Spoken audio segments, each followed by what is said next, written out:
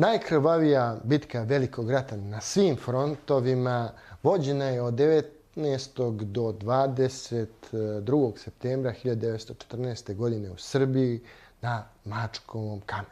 Posljednjeg dana bitke na prostoru manjem od 500 kvadratnih metara poginulo je više od 2000 vojnika, što nas dovodi do zastrašujuće statistike. Više od 4 mrtva po jednom kvadratnom metru.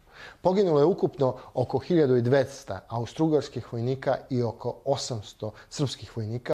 Jedan od zaboravljenih heroja ove bitke jeste potpukovnik Dušan Purić, komandant 4. puka Drinske divizije, koji je dobio naređenje da napadne neprijatelja i spreči njegovo prodiranje.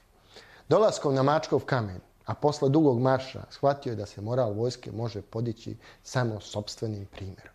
Izašao ispred svojih vojnika i održao kratak govor.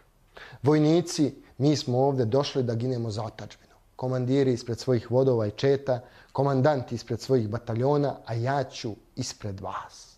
Za mnom u juriš za slobodu i otadžbinu.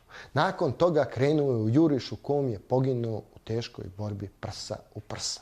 Njegova pogibija je izuzetno pogodila vojnike Drinske divizije, koji su odbili da ga sahrane i telo su narednih dana nosili sa sobom poput relikvije. Tek nakon naredbe tada još uvek generala Petra Bojovića da se mrtvi komandant ne nosi na bojištu, sahranjen je u porti Valjevske crkve.